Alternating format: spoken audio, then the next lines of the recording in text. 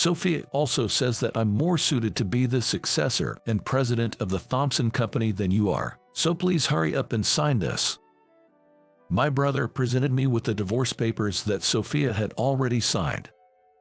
It can't be helped now. Originally, I too had wanted to separate if possible. Though it turned out unexpectedly, I guess it's all right. That's how I felt. The very idea of someone like you marrying a CEO's daughter was a mistake. She is out of your league. Tough luck. As for alimony, I'll give you as much as you want, you poor thing. As he received the documents I had signed, my brother said that, "Why would you become the president of Thompson? The president is your younger brother, isn't he?" No, that's the old story. Sophia is divorcing James and remarrying me, so the new president will be me. That's where you're mistaken.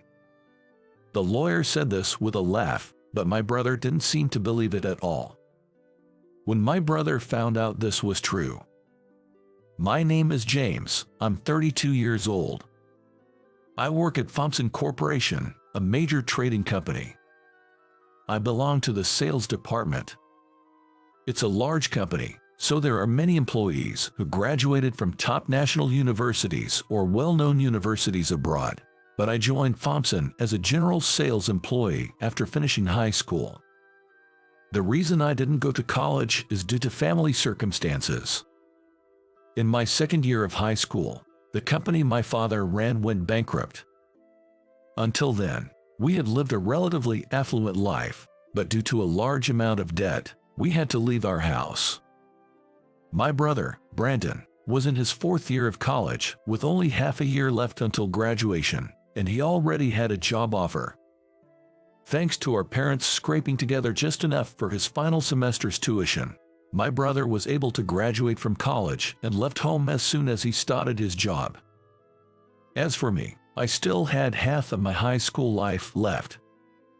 Fortunately, my grades were good, and I was able to graduate with the help of a scholarship, but there was no way I could afford to further my education.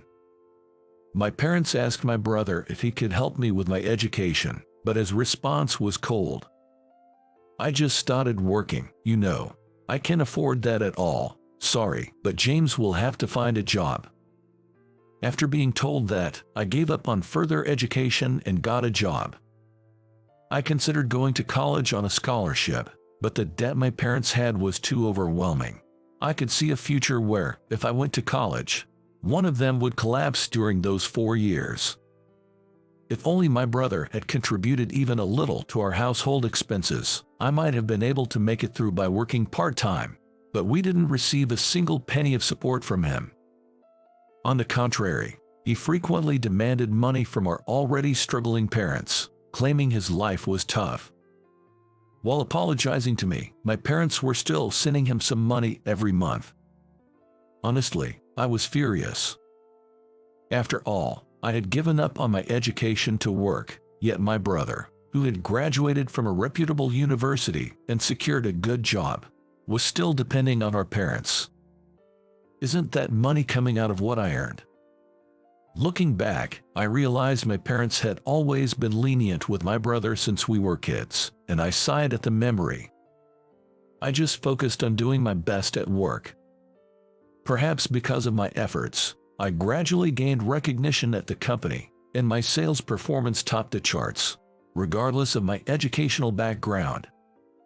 Our company, a trading firm with an annual turnover said to be around $300 million, mostly makes its sales from our own brand products. Recently, our collaboration items with popular favorite characters have been doing well. We handle character merchandise that even young children can afford at dollar stores, up to wrapped furniture of favorite characters costing up to $10,000. I was the one who proposed the collaboration with these favorite characters. Initially, no one paid any attention to such an idea, but by steadily increasing sales from smaller items, at some point, my work caught the attention of President Thompson. "That's interesting. Let's incorporate these favorites into our brand without sticking to stereotypes. Let's have James, who brought up this idea, take charge." With a single word from the president, I became the head of that project, and it turned out to be a huge success. In my 20s, I was promoted to the head of one of the 3 sales departments, the second sales department. And that led to a certain encounter. It was at the company's anniversary party. "Are you the sales department's hope that Dad mentioned?" Suddenly, a stunning beauty approached me with that question. That woman was Sophia, the president's only daughter. I had heard that the president's daughter was beautiful, but she was far beyond my expectations. I fell in love with Sophia at first sight. Sophia was 2 years older than me and had been divorced before, making her what you might call a divorcee, but I just couldn't help wanting to marry her. Sophia accepted my proposal, recognizing my potential for the future. However, when I went to ask for permission to marry, Sophia's father, the president, didn't look very pleased. "Sophia is our only daughter, born to us in our later years, and we may have spoiled her too much. I'm worried it might be tough for you. I can overcome any hardship as long as I'm with her." I desperately persuaded President Thompson, and he gave us his blessing to marry. Sophia wanted a lavish wedding, but President Thompson preferred a small, intimate ceremony since it was her second marriage, and I wasn't keen on anything too flashy either, so we settled for just taking photos with our parents. That was because I didn't want to invite my brother. Ever since I started working, my brother had continued to receive financial support from our parents without fail. He never visited home and only maintained a relationship with our parents through the money they sent him. Who would want to invite someone like that? Sophia seemed unhappy, but she appeared to be satisfied since we splurged on our honeymoon. We started our married life in the top floor of a big apartment, but our happiness was short-lived. That feeling vanished all too soon. "Why are you coming home so late every day?" "Sorry, it's our busy season, and I might have to work overtime for a while." "Which is more important to you, me or your job?" Sophia began to accuse me with the kind of cliched phrases you often hear. She was incredibly possessive. She would contact me at any time, and keep doing so persistently until I responded.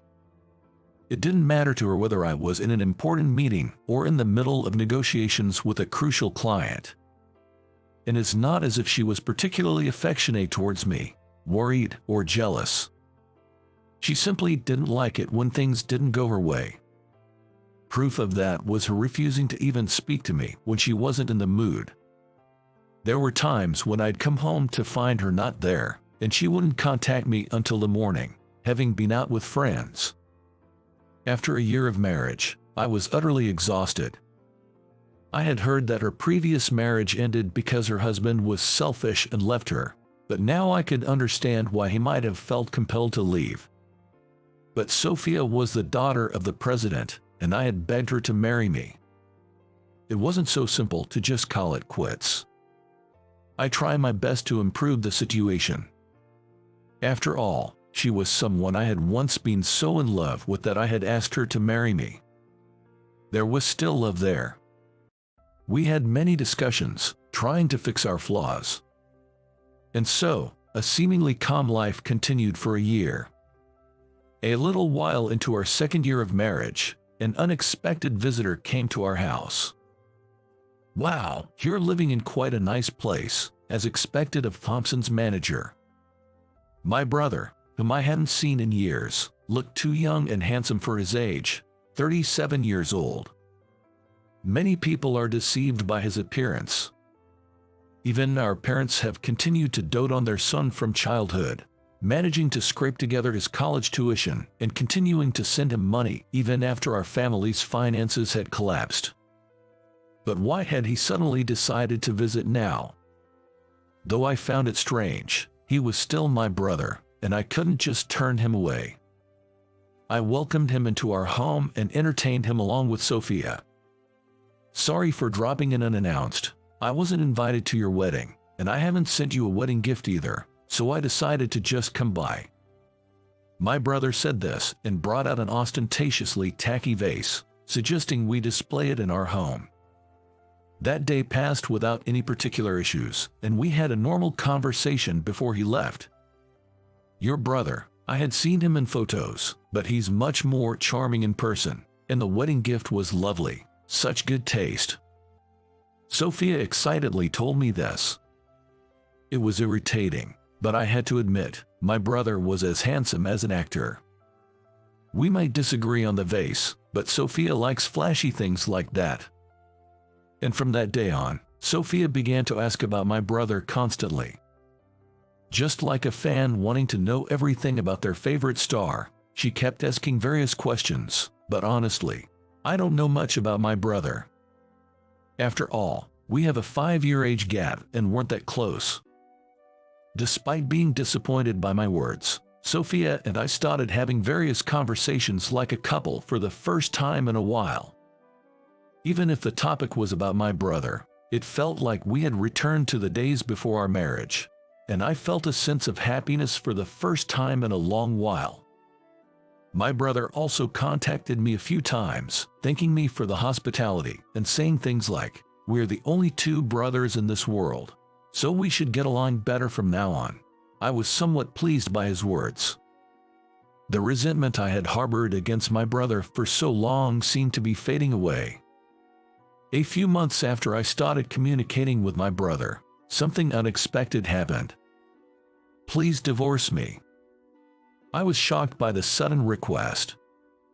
Even though I had felt like separating at times, I never expected her to suddenly say something like that. When I asked Sophia for a reason, she just kept saying she didn't want to talk about it and that she wanted to divorce no matter what. "Let's calm down and talk about this. Why don't you go back to your parents' house for a while?" But when I checked, she hadn't gone there, which made President Thompson and me quite worried. Sophia sent a message to my cell phone saying she was fine and not to look for her, but there was no further contact after that. What on earth was going on? Just when I started thinking about consulting the police, my brother called again. "Sorry, I'm a bit busy right now and can't really talk."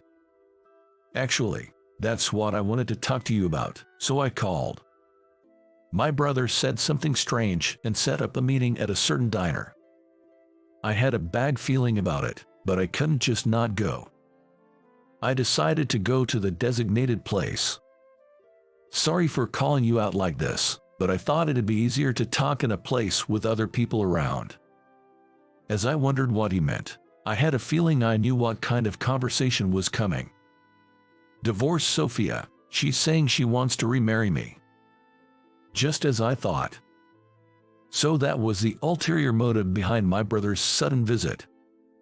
He chose a diner with people around to prevent me from making a scene in anger.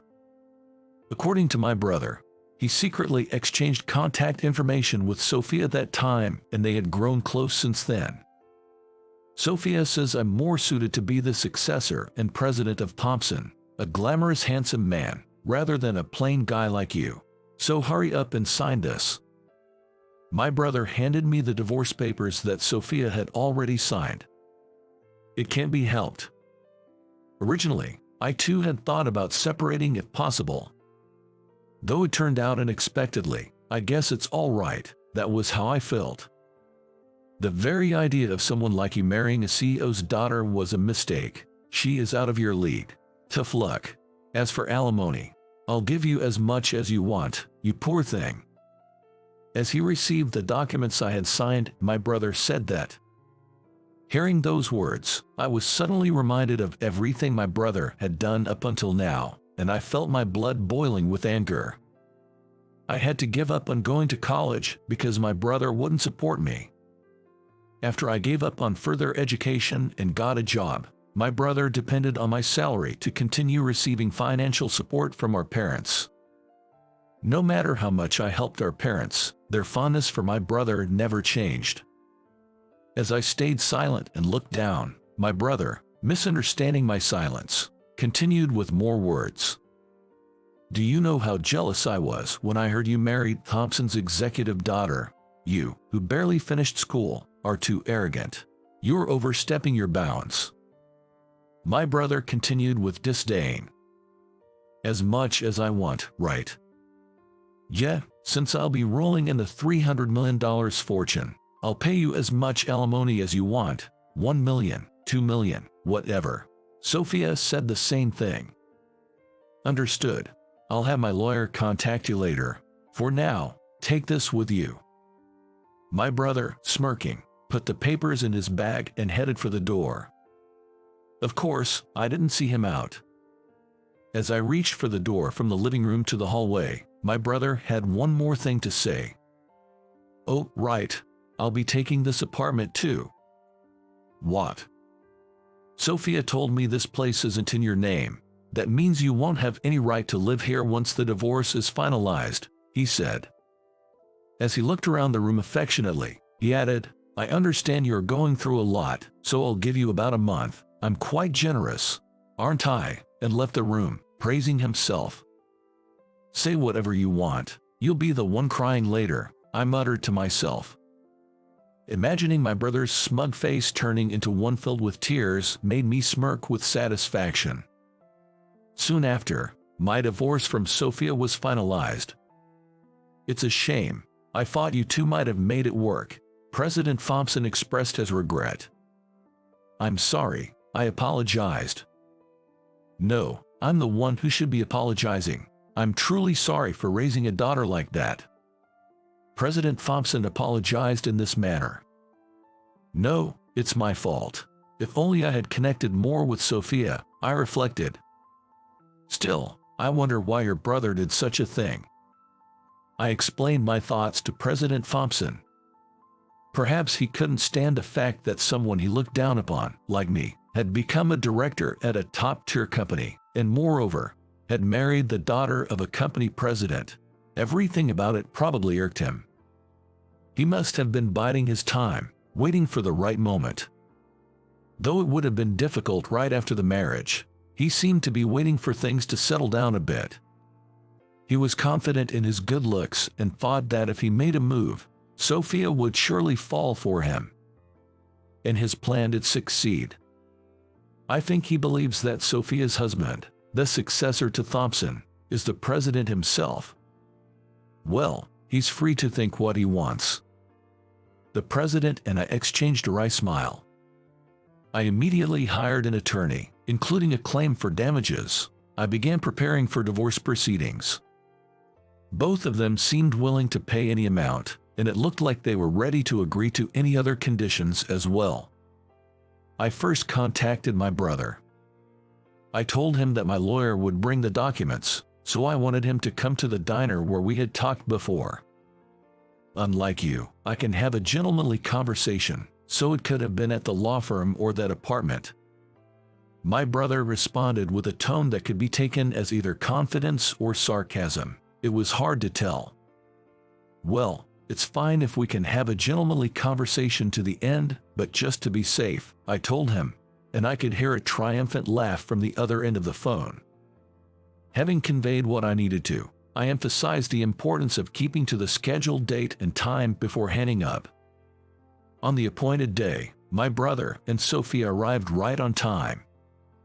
Both were clad in high-brand suits, brand watches, and accessories that looked expensive at first glance. According to the lawyer, being a handsome couple, they both suited their attire very well. For the lawyer, who was just proceeding with his duties, it didn't matter what they wore. We first communicated the amount of compensation. So, Sophia is for $30,000, and I'm for $500,000. That's quite a difference. Despite saying he would pay any amount, my brother seemed to frown upon seeing the discrepancy. The lawyer explained the breakdown. Firstly, since the marriage with Sophia lasted only 2 years, that amount was deemed reasonable. I was satisfied with that. Why am I being charged so much then? The lawyer explained that, like Sophia, the compensation for the breakdown of the marital relationship was $30,000, but there were other factors involved. First, there's the matter of your parents' debt. What? Since starting work, James has been helping with the repayment of your parents' debt. Thanks to him, The total amount of debt has significantly decreased, but we would like you to share in that burden. The total amount I had helped with my parents' debt repayment was about $500,000. We decided to include half of that, $250,000, in the compensation amount for my brother. Then, there was $200,000 for the support my parents had provided to my brother from my earnings over the years. Over 14 years, that amount seemed reasonable. We wanted that repaid. And on top of that, we added $20,000 as interest, making a total of $500,000. I thought he might claim something like $1 million or $2 million, but he's a petty man after all. I'm disgusted. Even though he's my brother. All right, I'll pay. Upon hearing the breakdown, my brother had a bitter expression on his face, as if he had bitten into a sour grape, but he grudgingly agreed. With this, we agreed on the amount of the settlement. We obtained both of their signatures on the documents. Next was the division of assets. At this point, my brother gave a sly grin. He must have involuntarily smiled, imagining the apartment, the car Sophia drove away in, and all the rest. However, the actual details were not as he had imagined. Firstly, regarding that high-rise apartment, it belongs to Thompson, so Sophia cannot return there anymore. What? The lawyer explained that the apartment was provided as a company housing by President Thompson when Sophia and I started our married life. What's that all about? My brother nearly stood up in outrage but reconsidered due to the setting and sat back down. Since Sophia said I didn't own it, my brother apparently assumed it was hers. In fact, it seems Sophia thought so too. After all, Daddy said that place should be my home. The car is also treated as a company car, so please return it. What? My brother was taken aback by each statement from the lawyer. The lawyer methodically explained that most of the smaller assets were also owned by her father, President Thompson. As the discussion progressed, my brother seemed to be biting his lip and trembling with frustration, but he still held on, perhaps thinking he would end up with something significant in the end. The lawyer explained that most of the assets used during the marriage did not belong to Sophia, and that I would take all the savings. Why is that? The savings made during the marriage should be split between the spouses. My brother almost stood up again but managed to restrain himself. That's because most of the income earned by James during the marriage was spent by Sophia. What remains is roughly the amount that James had saved before the marriage. My brother involuntarily glared at Sophia, who was pretending to be oblivious. I wasn't extravagant. I was just living a normal life. Sophia genuinely seemed to believe that. After all, as the daughter of a company president, she's a woman who has never known hardship or restraint. She would spend my earnings frivolously, and whenever that wasn't enough, she'd naturally expect her father, the president, to cover the shortfall. My brother bit his lip but took a deep breath and endured it. I had to admire his patience, even though he was my brother. Thus, the settlement between Sophia and me regarding the divorce was completed. Finally, it was time to address what my brother had been eagerly anticipating. So, when should I start showing up at Thompson? Obviously, I can't just become the successor overnight. I need to get accustomed to the company's operations a bit. What? Now it was the lawyer's turn to be puzzled. No, I mean, now that Sophia is divorcing James and marrying me, I'm going to be the successor, right? The next president is me, isn't it? I mean, becoming president overnight just because we got married seems a bit much. Saying this, my brother smirked smugly, imagining the moment, as the lawyer shared with a wry smile. Why would you become the president of Thompson? The president is your younger brother. No, that was before. Sophia is divorcing James to marry me, so the new president is me. That's exactly the misunderstanding. The lawyer said that while laughing, but my brother didn't seem to believe it at all. In the end, my brother refused to believe anything the lawyer said that day. Later, a meeting was arranged in President Thompson's office to explain the situation to my brother and Sophia again. So, I'm not letting Sophia inherit anything from our company. In other words, she's disowned. Daddy, that's terrible. What's terrible? Think about what you've done up to now. I paid all the compensation to your former husband, and I've cleaned up all your messes. Sophia had a history of holding executive positions in her father's company but never lasted long in any role, often dipping into company funds for personal use and causing several businesses to fail. Therefore, she was no longer given work, and in hopes that marriage might settle her down, she was married off to a company president through an arranged marriage. However, her self-centered behavior continued, leading to another divorce. I had hoped that James might be able to handle Sophia well, but it has come to this. If that's the case, I'll make sure to properly discipline Sophia this time. I've looked into your background, and I seriously doubt you're cut out for that. President Thompson, the president, sharply rebuked my brother. My brother is the same type of person as Sophia. With his good looks and spoiled upbringing, he behaves like a king wherever he goes. As a result, he has never succeeded anywhere, hopping from job to job and relying on our parents for support. I'm appointing James as the next president. I've already got the approval from the shareholders meeting. James is my successor. Brandon, do you even understand what a corporation is? Just because you're the president's son-in-law doesn't mean you can just become the president on your own.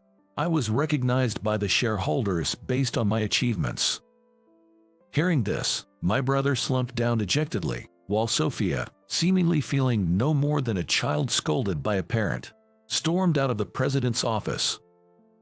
After that, I was officially adopted by President Thompson and became the successor to the Thompson family. Actually, this had been discussed when I married Sophia, but I couldn't bring myself to go through with it, considering my parents.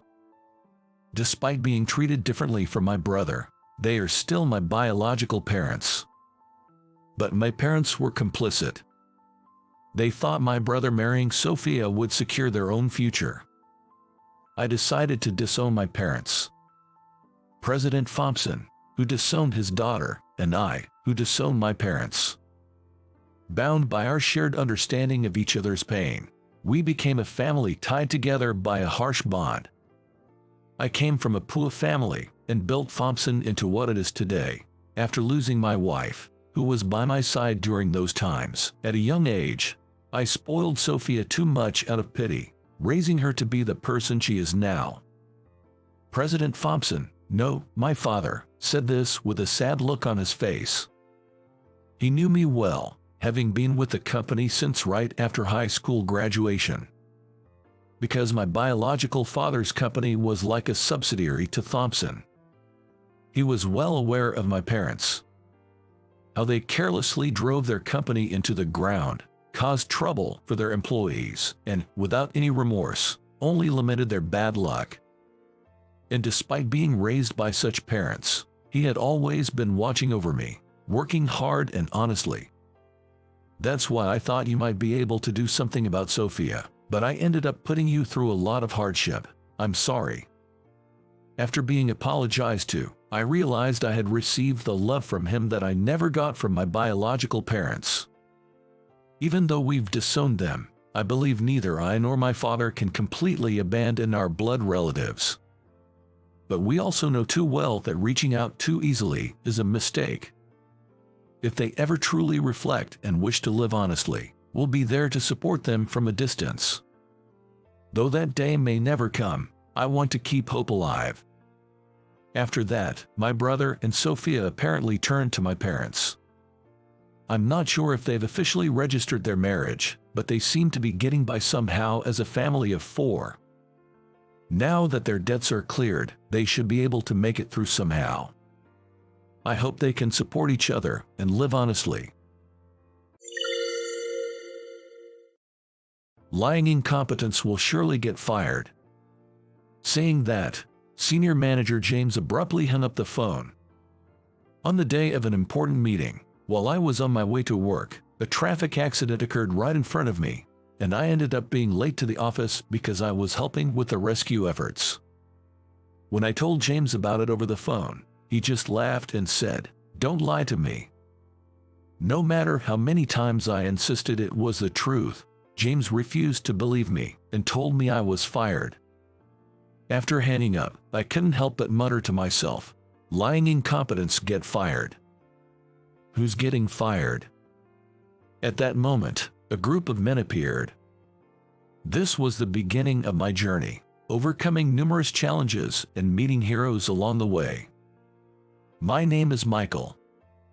I'm a young office worker in my third year at the company, having joined right after graduating from college.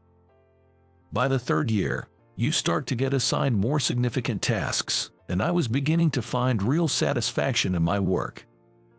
Recently, I managed to buy my own car, and commuting in it has become a source of pride.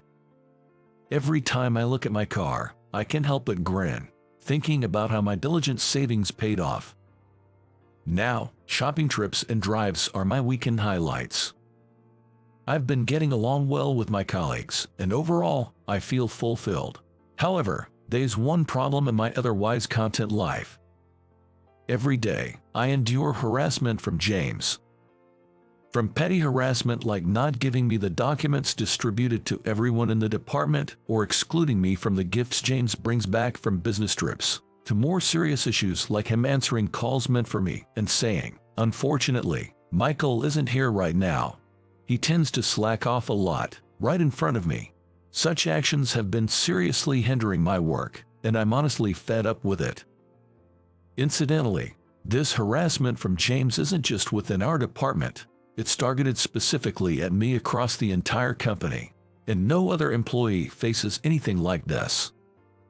Why me? I vented to my peer, Daniel. He reassured me, saying, "It's because you're excellent at what you do. Don't let it get to you." But honestly, the constant harassment was wearing me down. Despite the ongoing issues with James, my work days continued. So, I set off for work in my car as usual today. Since today was crucial, I left home earlier than usual and drove cautiously. I had prepared for the forecasted snow by fitting my car with snow chains the day before. I cherish my car and want to take good care of it. As I was driving smoothly, I noticed a car ahead of me. It was what you'd call a luxury foreign-made vehicle.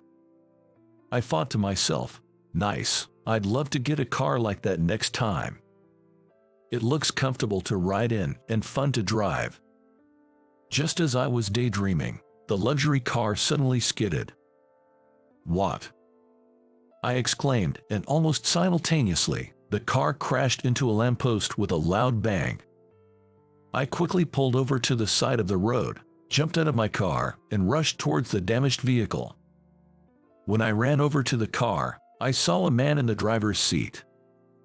The airbag seemed to have deployed properly. I managed to open the driver's side door and asked the man, "Are you okay?" Then, I heard a faint, from him. It seemed like he might have hit his head. He appeared to be injured.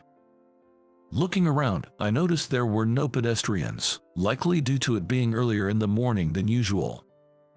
There was no one passing by. I quickly went back to my car to grab my cell phone and called for an ambulance and the police.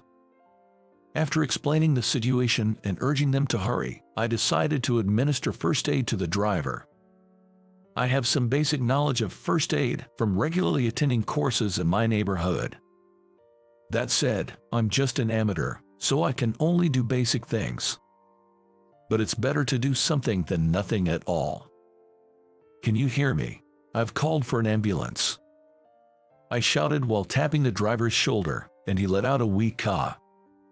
Just to be safe, I checked his pulse at the carotid artery and was relieved to find a steady beat. He seemed to be conscious. Moving him carelessly might not be wise, especially since he appears to have injured his head. Laying him down on the snow-covered road wasn't an option either, and it would be difficult to move him by myself. Thinking he should at least stay warm, I went back to my car to grab a blanket I had and covered the man in the driver's seat with it. That's when I noticed he seemed to have a small cut on his head from the glass. So, I decided to press my handkerchief against the wound. I remembered to be careful not to come into direct contact with his blood while doing so. Soon after, I heard the sound of sirens in the distance, and shortly thereafter, an ambulance and a police car arrived. The man was safely transferred from his car to the ambulance. One of the paramedics asked me, "Are you the one who called? Would you mind accompanying us to the hospital?" Concerned about the driver's condition, I readily agreed with it, of course, and boarded the ambulance. Upon arrival at the hospital, the driver was immediately treated. Though he had sustained serious injuries, I was relieved to hear his life was not in danger.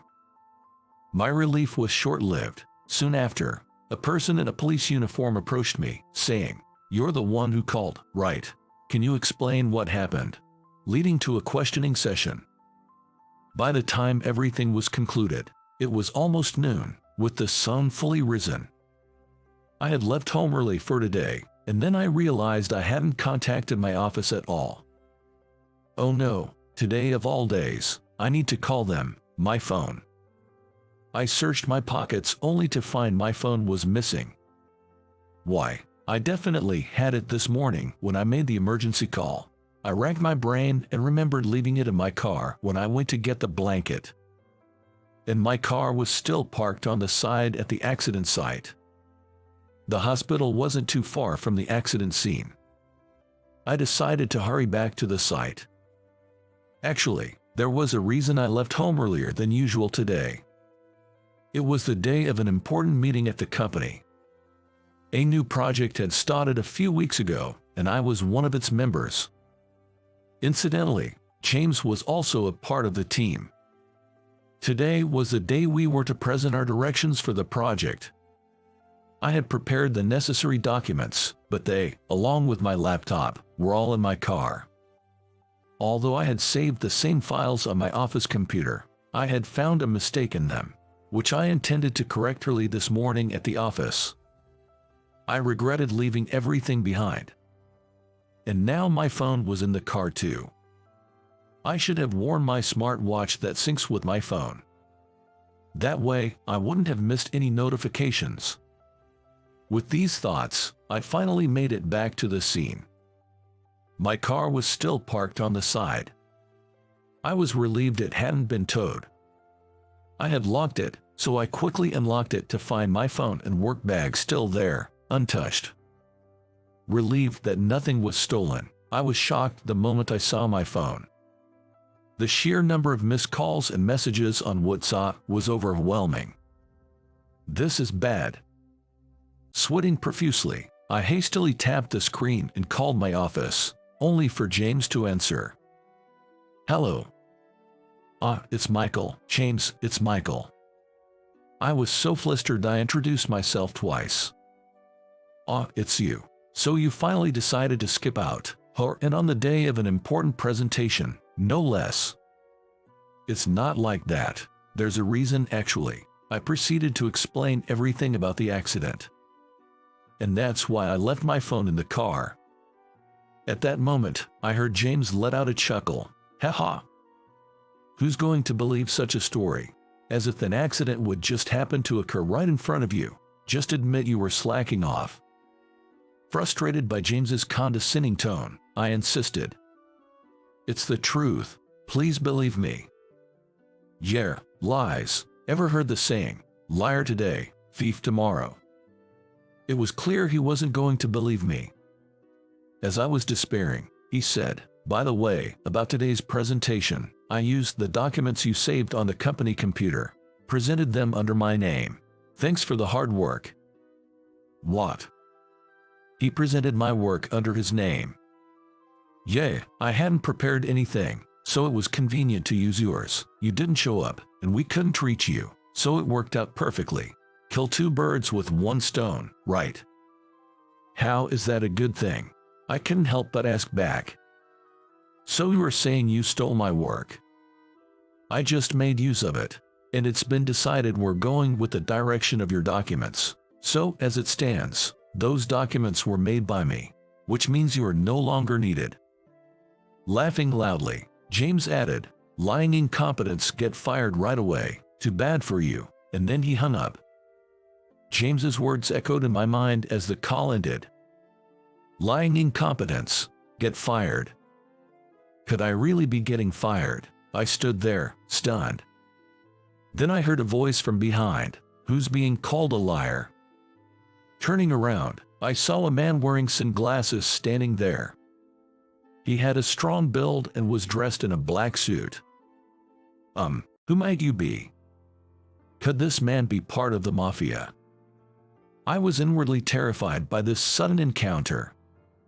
"Sorry for the suddenness, but I heard you helped my brother out. Need a hand?" he said with a sly grin. "Brother?" As I stood there puzzled, 4 more men appeared behind him.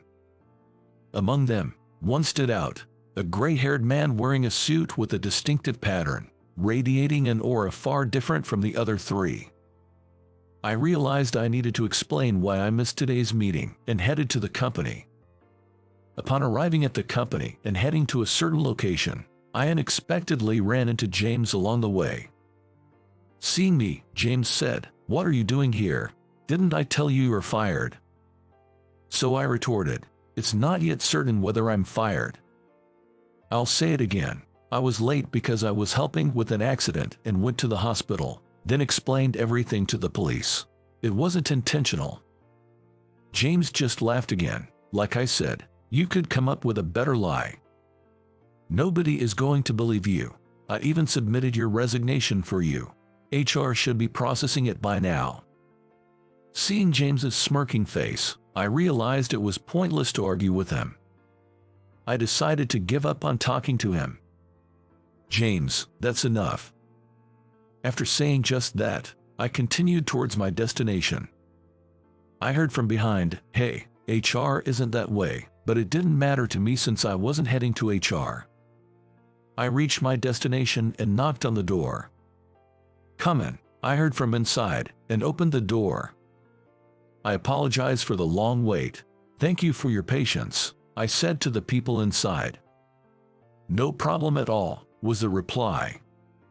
There sat Mr. Anderson, the company president, the man in the distinctive suit I had seen before, and 2 well-built men in black suits. Then James followed me in, saying, "Michael, HR isn't that way." As I wondered why he thought I was going to HR, Mr. Anderson said calmly, "James, I was about to call you too. Come in with Michael." "Mr. Anderson, why is Michael in the president's office?" James was surprised, but Mr. Anderson ignored him. "Come on in," he urged, and James and I entered. Mr. Anderson then said, "Michael, I've been hearing about you. You helped Ryan, didn't you?" "Ryan's someone I've known since he was young. When Alex told me Ryan had an accident, I was quite shocked," Mr. Anderson continued. Then the man laughed heartily, "But that's my boy, surviving an accident, and it's all thanks to you, Michael."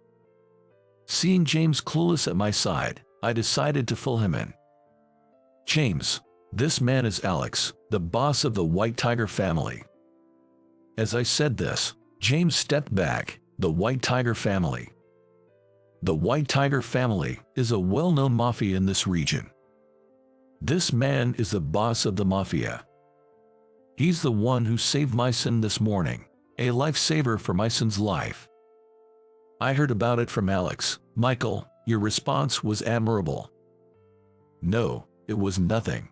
I just happened to have the knowledge. Besides, it's a driver's duty to help the injured," I said, feeling somewhat embarrassed. Alex then said, "You've been saying that all along. I think you should be more proud. Not many people can stay calm in such a situation. I've seen similar things in the past." "Alex, maybe save those old stories for another time. They might be a bit too much for the younger folks," Mr. Anderson said with a wry smile. As the 3 of us were talking, Alex suddenly asked, "So, Mr. Anderson, why is Michael getting fired?" James, who had been quiet until then, stepped forward as if this was his moment. Allow me to explain. This Michael, he not only missed an important meeting today but also didn't prepare the presentation materials. It's only natural for someone like that to be fired, don't you think? He started. Moreover, he's always disrespectful to his bosses and acts arrogantly just because he can do a little work. Mr. Anderson might not know much about Michael, but he's the reason for the poor relationships at work. James ran it all at once. The room fell silent at his outburst. James had a smug look as if he had made his point. There's a limit to making things up. I don't recall ever behaving like that. What is he talking about? Is James introducing himself? As I was thinking this, Mr. Anderson said, James, was that an introduction about yourself? James, not expecting Mr. Anderson to say that, was left speechless. I almost burst out laughing, realizing Mr. Anderson shared my thoughts. Actually, James has been a frequent topic at the compliance committee meetings. We've received reports of him harassing a male employee, causing disruptions to work, and there have been complaints about his inappropriate behavior towards female employees, disturbing the workplace harmony. Mr. Anderson continued. It's completely unfounded. But we've received written complaints, and there was an incident where you didn't pass a call for Michael in front of him. There's witness testimony, and we even have videos. Videos. Given the severity of the issue, someone from your department submitted them. I was appalled when I saw them, Mr. Anderson said. I was shown the video later, and it was perfectly captured, likely by my colleague Daniel from the same department. Of course, I thanked Daniel profusely. Good peers are invaluable. James, chagrined at being called out by Mr. Anderson, could only grunt in frustration. Seizing the moment, I decided to mention what James had said over the phone earlier. By the way, the presentation James gave today was actually prepared by me. He himself said he used it. James, taken aback, glared at me and yelled, "Don't spout nonsense. You have no proof."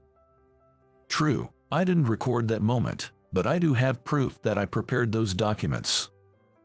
Proof? Yes, the proof is on my laptop here. It contains the PowerPoint for the presentation content. Isn't it strange for James to claim he made it when it's on my laptop? That's because you stole it from me. That's not true. How could that be? I retorted immediately.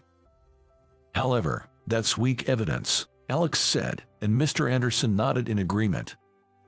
James gave me a look as if to say, see. Right, but actually, there was a mistake in the documents I made. A mistake. I took my laptop out of my bag, turned it on, and opened the PowerPoint presentation. Then, I showed the part where the mistake was made. I accidentally wrote James's position incorrectly on slide 17. Surely, you wouldn't make such a mistake about your own position, right? What? The slide read, under the direction of James, the department head. Besides, you wouldn't write about yourself in such a manner. I did it because it was for an internal presentation. Haha, imagine writing that about yourself. Alex laughed, and James's face turned beet red. I noticed the mistake yesterday and was planning to correct it. Surely, James didn't present it with that mistake. No, I did present it. It was Mr. Anderson who spoke. I was at that meeting today, and in the middle of James's presentation, he referred to himself as department head. He laughed it off as a minor mistake, and everyone laughed along. I see. That was something Michael had created. That makes sense. Realizing there was no escape, James's complexion grew increasingly pale. Mr. Anderson, James told me that liars get fired. Am I going to be fired? Mr. Anderson shook his head and said, "There's no reason to fire you. If anyone is to be fired, it would be James." The man who offered his help, saying, "Need a hand," turned out to be a soldier of a White Tiger family. The person involved in the accident was Ryan, the son of the boss of the White Tiger family. When the family was notified of the accident and rushed to the hospital, they were told someone helped him, and they found me at the accident scene based on that information. When they approached me, I found myself asking, "I'm being thought of as a liar. Could you please tell James that I'm not lying?" Looking back, I realize it might not have made much sense to ask that. Alex then said, "Is that all you need? There must be more. You saved my son's life. Anything you need, money or otherwise." "The most important thing to me right now is that," I exclaimed. "I like your spirit. Whether I'm a manager, department head, or president, I'll speak on your behalf. Let's go to your company," he declared. By responding with a yes, it was decided that Alex and his entire group would accompany me to my company. When asked which company I worked for and showed my business card, Alex exclaimed, "That's Bob's company." Bob is the name of our president, Mr. Anderson. Are you familiar with him? "Yay, an old friend of mine. This will be quick. I'll talk to him." And with that, Alex immediately called Mr. Anderson. Upon answering, Alex informed him that the employee who saved his son's life is about to be fired from your company. It turned out Mr. Anderson and Alex were indeed old friends, and they were quickly allowed into the president's office. I also headed to the company in my car and went straight to the president's office. James was called in, and thanks to them, I was spared from being fired. Alex is incredible. The power of a boss. Alex, thank you so much. After James left, I thanked Alex again. "What are you talking about? We should be thanking you. But Michael, are you sure you don't want anything in return?" "Yes, I only did what was natural. Even if Ryan wasn't from the White Tiger family, I would have helped anyone injured. Please don't worry about a reward." But actually, I was once saved by a lifeguard when I almost drowned at sea. He told me, "If you ever see someone in trouble due to an accident or disaster, help them. That's how you can repay me." That's become my motto, and what I did was in line with that belief. Mr. Anderson, moved to tears, said, "Michael, you're truly inspiring." Alex remarked, "I knew you were the man I acknowledged." Interestingly, the two men accompanying Alex also seemed to be tearing up. "You're too pure-hearted," they said, "but I don't think I'm that special. I'm content just living by my principles, so I don't need a reward." However, Alex still seemed hesitant. The prospect of a grand gesture of gratitude was honestly a bit intimidating. Then, just like the lifeguard told me, "If you come across anyone in trouble from now on, please help them on my behalf. That's all I ask." "Understood, I promise. I'll make sure my soldiers and Ryan do the same." With those words, Alex made a promise to me. "James was jealous because you're competent and well-liked." Daniel from HR informed me. James had inexplicably submitted my resignation, leaving everyone puzzled. What surprised me the most was that James actually submitted my resignation letter.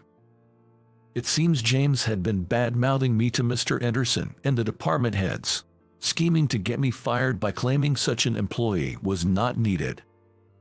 Ultimately, his plan backfired, and instead, he was reprimanded by Mr. Anderson for his unacceptable behavior towards subordinates and was also in trouble with other bosses.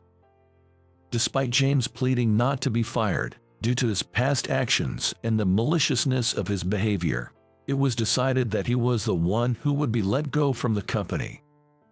With James gone, the office became a more pleasant place for everyone he had troubled, including me. A month after James's departure, I was thriving at work, free from his harassment. Ryan, Alex's son, was discharged from the hospital 2 weeks after the accident and has since returned to his normal life. Mr. Anderson and I were invited to Ryan's recovery celebration, where the White Tiger family treated us to a generous feast. Since then, I started meeting regularly with Alex and his crew, feeling like I had made friends who were older than me. I even began going out for drinks occasionally with Mr. Anderson. One day, Our area experienced continuous snowfall, leading to a significant accumulation. It's rare for our region to get much snow, but this year, a severe cold wave caused unprecedented snowfall. The road in front of our company experienced a massive traffic jam due to the snow, with many vehicles stuck. The snow kept falling around our company, piling up more and more. I thought it would be good if we could at least clear the snow around our company when Mr. Anderson appeared with a large shovel. Mr. Anderson. Hey, Michael, work's not going anywhere with the snow, so I thought I might as well clear it, he said. I'll help too. I grabbed a shovel from inside and started clearing snow around the company. Seeing Mr. Anderson and me, other employees began to show up, saying, I'll help too, and we all started clearing snow together. While we were shoveling, I noticed the cars stuck on the road in front of us. The drivers must be having a tough time, unable to move because of the snow. I decided to make a gesture by providing some refreshments to those stuck. I bought a large amount of sandwiches and hot coffee from a nearby convenience store and distributed them to the people in their cars. Thank you. Let's all hang in there. We encouraged each other like this. Although this was all I could do, I hoped it helped, even if just a little. Ideally, we would clear the jam, but due to the snow, public transport had been down since the morning, and very few employees could make it to work. We were already doing our best just clearing the snow around our company. As we pondered what to do next, an unfamiliar sound approached. What's that? An earthquake, I thought, but then bulldozers and excavators appeared. Several of them arrived in a convoy. Is this a raid attack? I blurted out, perhaps influenced by my recent interactions with Alex and his group. Michael, we've come to help, shouted Alex, disembarking from a bulldozer. Alex, we're here too. Peeking out from other bulldozers and excavators were Ryan and the soldiers of the White Tiger family. Why are you here? I asked in surprise. Alex, you're late, Mr. Anderson said with a laugh. Sorry, it's been a while since I've driven one, so I'm a bit rusty. Alex laughed heartily. Bob contacted me and we thought we'd come to help with the snow removal, brought whatever vehicles we thought might be useful for the job. Excavators and bulldozers, really? I was surprised they even had such equipment. We've also called some acquaintances from around here, so more people should be arriving. Let's see if we can clear this traffic jam. We received reassuring words. The group Alex called included young women, muscular men, and men my age, among others. A diverse crowd had gathered. These people are my acquaintances and employees from our businesses. I've asked the owner of that restaurant over there to prepare some warm food, Alex explained. A young lady who looked like a nightclub hostess exclaimed, Alex, I have a bulldozer license, so I can drive it. Alex, I can lift cars, so just tell me what to do, said a muscular guy. I wondered how Alex had made such diverse acquaintances. Then, Mr. Anderson, Alex, the local residents, and I discussed and decided to work together on snow removal. We resumed our efforts with the goal of clearing the traffic jam on the road in front of us. We used shovels and snow dumps where bulldozers and excavators couldn't reach. A nearby store happened to have snow dumps.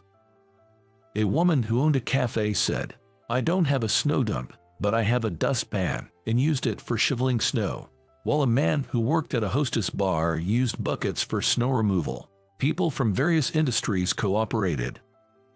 Gradually, the snow situation stabilized, and with the help of bulldozers, excavators, and other equipment, we finally cleared the traffic jam on the road. Watching the cars gradually start moving again allowed me to finally breathe a sigh of relief. Good job, Michael. Alex praised me. Thank you. It was all thanks to you rallying everyone around, I responded. It was my turn this time since you helped Ryan, I just called on the soldiers, friends, and acquaintances, and they were willing to help. I haven't forgotten our promise. In the Mafia, we take promises and honor very seriously," he said with a laugh. Life in the area soon returned to normal. Later, a driver who had been stuck during the traffic jam made a special trip to our company to say, "You all were like heroes with the food and assistance you provided that day." Hearing that was incredibly gratifying. But the heroes weren't just us. The White Tiger family, Alex, and the people he gathered were also heroes. After the traffic jam was cleared, the people Alex had gathered seemed to have vanished without a trace. They must have returned to their daily lives. Even though they were strangers to me, the fact remains that we all cooperated. The people from the White Tiger family were the same. We're Mafia, so we can't exactly be in the limelight. Let's just say you guys did the rescuing, I was told. So, the people stuck in the traffic jam probably think we were the only ones who helped. But that's not the case. There were many other heroes there too. I'll never forget that. After that snowy day, I had no further contact with Alex and his group. Alex said it wouldn't be good for a young man with a future to be known for being close to the Mafia like us. It's best if we end our association here. Indeed, me being close to Mafia members might not sit well with society. But parting ways with people I had grown close to felt quite sad. Alex and Mr. Anderson were old friends, but they hadn't met in years for that reason. "I'm going to miss you," I admitted honestly. "Yeah, I will too, but this is the line we draw," Alex replied with a sad smile. The fun times I had with Alex, Ryan, and everyone from the White Tiger family are unforgettable. Ryan then told me, "Michael, anyone who helps someone in trouble can be their hero. Meeting you made me realize that, now, be someone's hero is our motto in the White Tiger family." I never imagined that a simple act of helping someone could lead to so much gratitude and so many new connections. Take care, Michael. You too. Take care. With that, I parted ways with the White Tiger family. Since then, my involvement with the people of the White Tiger family has ceased. Though I no longer meet them, I'm sure they are all doing well. I am well aware that they were the heroes on that snowy day. Afterward, I was promoted and given the position of assistant manager. Apparently, it's the first time someone my age has held this position within the company. Based on your character and work performance, we want you to keep up the good work. Mr. Anderson personally encouraged me, which motivated me to work even harder. If someone is in trouble and I can help, I will. I want to continue to be able to do such natural acts of kindness. I vow to live up to the coolness of those people from that day and to become someone's hero again. My name is John Griffin. I'm a 31-year-old office worker. I have a brother who is 7 years older than me. My parents were always busy, so it was my brother, Michael, who really cared about me. Since Michael was much older than me, he always treated me as if I were precious to him, putting me first. But he wasn't just indulgent. He was also the kind of person who reprimands me when necessary. As a result, I've become quite the brother's boy. Even from my perspective as his younger brother, Michael was an exceptional person. He always had top grades and was incredibly athletic. When he taught me, he was always clear and easy to understand. Michael, you are truly amazing. John, you're pretty amazing too. You catch on quickly and have a high comprehension ability, so you remember everything in no time. Eager to live up to my admirable brother's expectations, I've been striving hard every day. As a result, I managed to land a job at my current company. By the way, it's not that I have a bad relationship with our parents. I think it's pretty typical. And the one who has always supported me is my childhood friend, Ashley. John, your calm nature is one of your strengths. Really? Do you think so? Yes, I do, and that's what I love about you.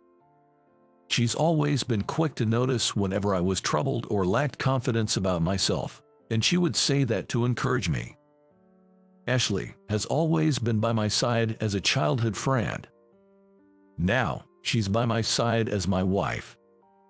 And now, Ashley is carrying our cherished child, and I am building a happy family together.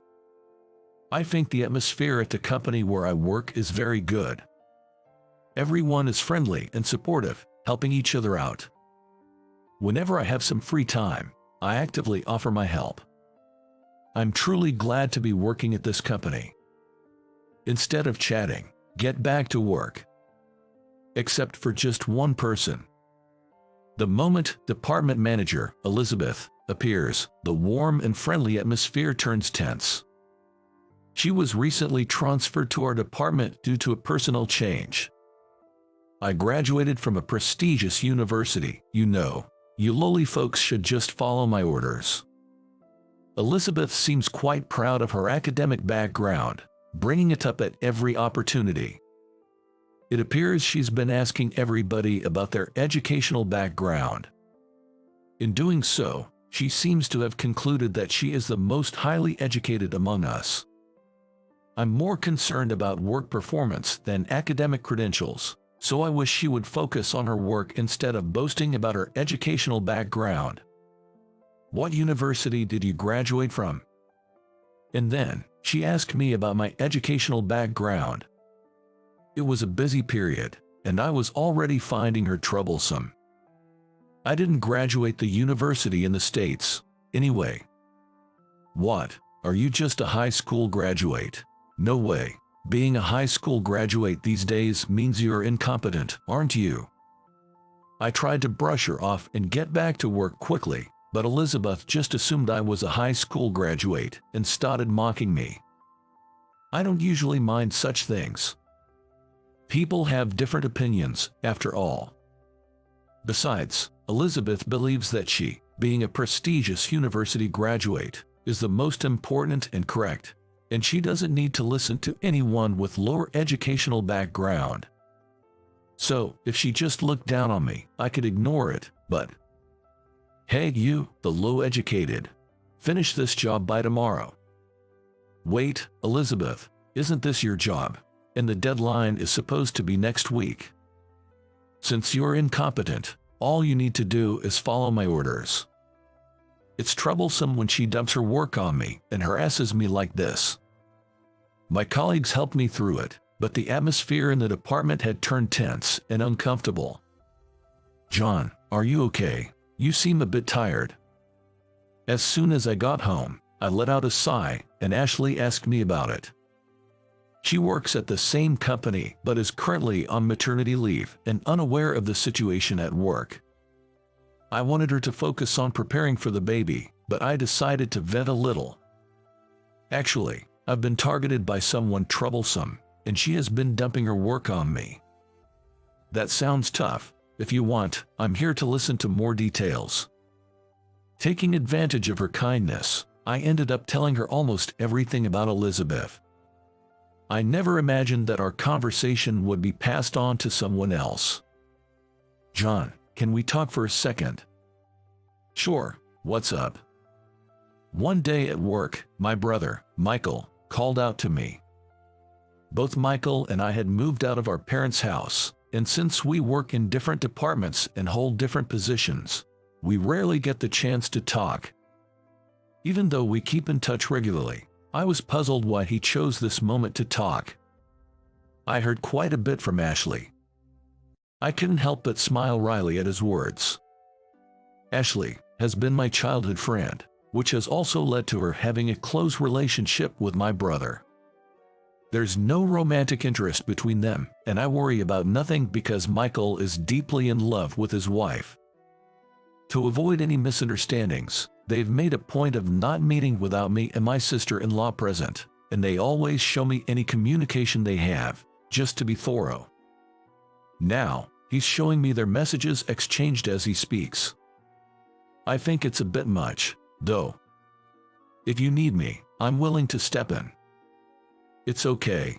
Talking to Ashley made me feel a lot better, and for now, I'd like to see how things play out. Is that so? I smiled at my concerned brother and declined his generous offer. After that, we chatted about other things before parting ways. Hey, Elizabeth. Why is someone as incompetent as you getting cozy with Michael? Out of nowhere, Elizabeth confronted me, having apparently been watching us. Is she close to my brother? Weren't they almost 10 years apart in age? You have no right to casually talk to Michael. Stay away from him from now on. I have a question. What exactly is your relationship with him? We used to be in the same department. Well, I plan to make him mine someday. At those words, I couldn't help but widen my eyes in surprise. Is she aiming to make my brother her romantic partner? With his handsome looks and excellence, he's just perfect for someone with a high education like me. You do know he's married, right? I've heard such rumors, but he doesn't wear a ring, does he? I tried to hint that he's married without saying he's my brother, but Elizabeth wouldn't believe it. Indeed, due to certain circumstances, Michael is living separately from his wife and isn't wearing a ring. So, I understand the misunderstanding, but I wish she would listen carefully to the voices around her too. Even when I tried to stop her there, she wouldn't listen, saying, "What would someone as incompetent as you know about him? Just stay away from him. You, the low-educated incompetent," refusing to hear anything else. Even if I said I was his brother, she probably wouldn't believe me, and even if she did, she'd likely say, "Then help me." After Elizabeth left, I found myself holding my head in dismay. Since then, I've been spending my days under Elizabeth's glaring watch. Moreover, her harassment intensified, leaving me wondering what to do. The current CEO is retiring, and a new CEO will be taking over. Consequently, the inauguration party is being organized. I'm attending the party too. I was among the first to receive an invitation. She seems to be over the moon, boasting about it. Basically, all employees were invited. Everyone knew it, but they kept quiet because speaking up would only cause trouble. You're jealous, aren't you? Yes, sure, I responded. Elizabeth smirked at my response. This gave me a bad feeling. For a few days following that, Elizabeth was unusually quiet, as if nothing had ever happened. Then, on the day of the party, due to some circumstances, I had to arrive at the venue early. What? There's no seat for me. After chatting with the new CEO, I tried to check my seat with the hotel staff, but the response I got was that there wasn't any. Confused, I turned around when I heard laughter behind me. Elizabeth. You look so foolish. Elizabeth pointed and laughed at me. I couldn't believe it, though. I had your seat removed, she admitted. Why, how could you? The organizer for this party is actually my uncle, so I asked him to get rid of the seat for the low-educated.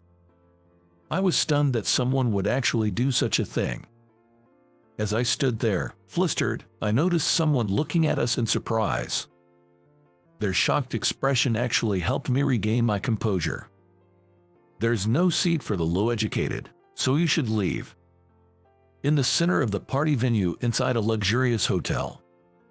I let out a deep sigh at the words spoken there. Being looked down upon and constantly mentioned about my educational background, I had reached my limit of endurance. Maybe this was a good opportunity to set things straight. I glanced at the person behind Elizabeth, who was visibly angry. Then, I'll be leaving. Really? Well then. Elizabeth looked surprised at my easy agreement. However, that quickly changed to a triumphant expression. Then hurry up and leave, she said. I'll go even without being told. So, I left the hotel quickly, just as she wanted. Imagining what would happen next, I couldn't stop laughing. Now, I wonder what fate awaits Elizabeth, who knows nothing of this. As I was slowly enjoying my coffee, a call from Elizabeth came through on my phone. I smirked and answered the phone. From the other end, I could hear Elizabeth's panicked voice. "Please, come back right now. I had no idea that you were." I couldn't help but laugh at the clearly distraught Elizabeth. "Did you not expect me to be the brother of the new CEO, Mr. Griffin, and the son of the former CEO, Mr. Griffin?" Indeed, the new CEO was my brother, Michael. He was also the one who had witnessed our earlier interaction. I glanced at my brother because I wanted him to stay silent until the party started. Otherwise, my brother might have ended up scolding Elizabeth right there. So, I sent him a look, asking him to keep quiet in that moment.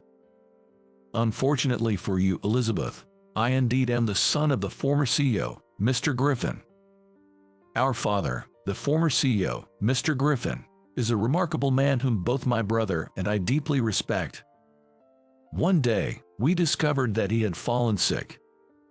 Although he didn't have to be hospitalized, he did need to make regular visits to the doctor for a while.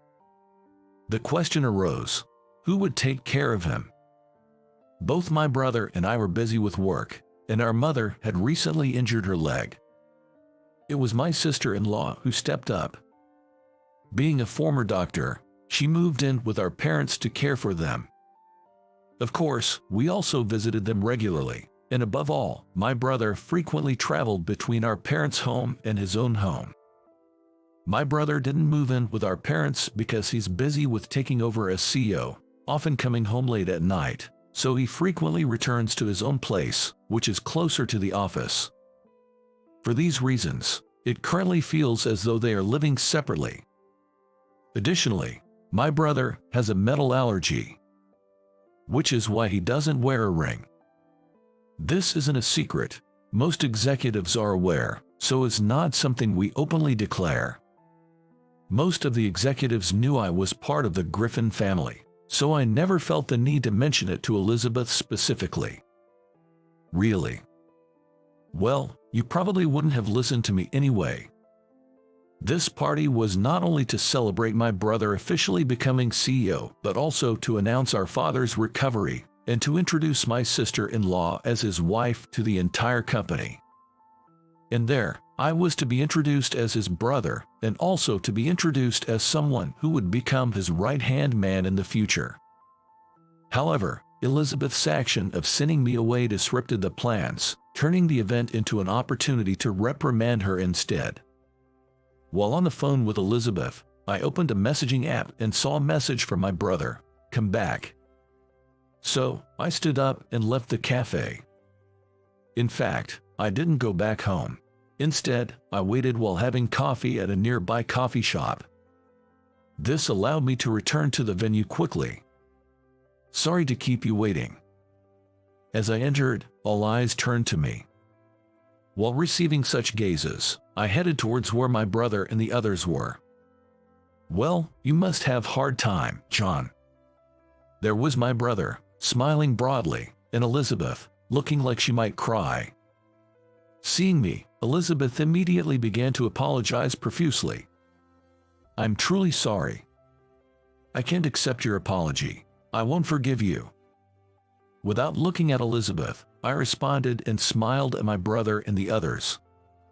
"Sorry for the trouble. Don't worry about it." My brother easily forgave me as I apologized. Then, he pointed at Elizabeth. It seemed he was giving me the chance to fight back against her before he enacts any punishment. I nodded with a smile and turned back to Elizabeth. "I'm not forgiving you because of the disrespect you showed to Griffin's family, but for what you did to me personally. I'm so sorry. You're only apologizing because I'm part of the Griffin family, right? If I were the low-educated incompetent you mentioned, you wouldn't apologize, would you?" Upon hearing that, Elizabeth's face turned pale. "Oh, there was it. I need to make sure to correct that part as well. By the way, I'm not a high school graduate. What? I graduated from high school in the States, but went abroad for university. Abroad? I haven't heard that from you before. Didn't I say I didn't graduate from university in the States? Elizabeth's eyes widened at my words. I'm not as exceptional as my brother, but I'm fairly accomplished in my own right.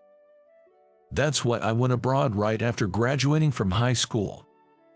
Well, I don't go around bragging about my educational background like some people do. Such the low-educated incompetent, what would they? If I'm the low-educated incompetent, I wonder how excellent you must be.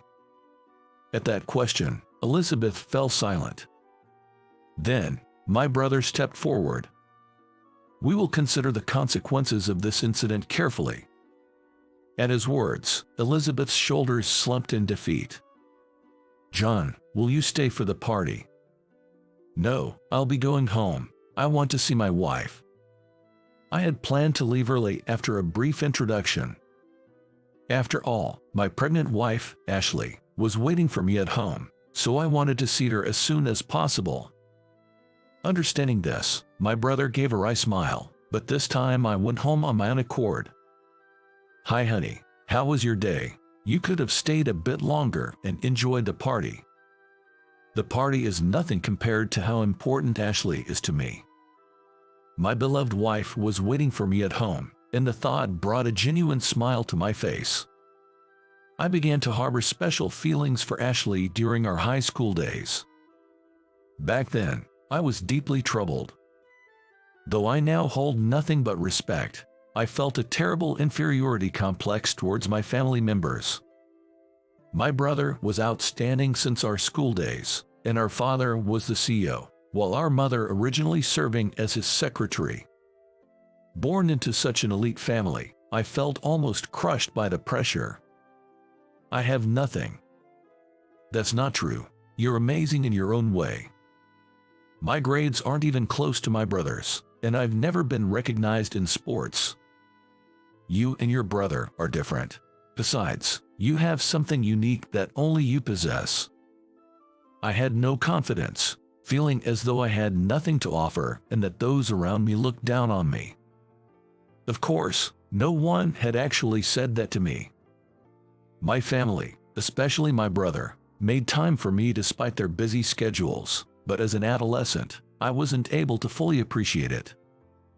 Ashley was the one who comforted and supported me through those times. She, who always had kind words for me, gradually became a special presence in my life.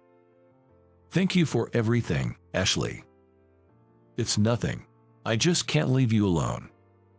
Saying so, she supported me through countless times when I was on the verge of giving up. I've always struggled with expressing anger. Getting angry was exhausting, and avoiding confrontation seemed much easier. Because of my nature, I was often underestimated and entangled by others, leveraging my status as the CEO's son. If anyone messes with John, they'll have to deal with me. Ashley would stand up for me, driving those troublemakers away. Even if it meant getting hurt, she stayed by my side.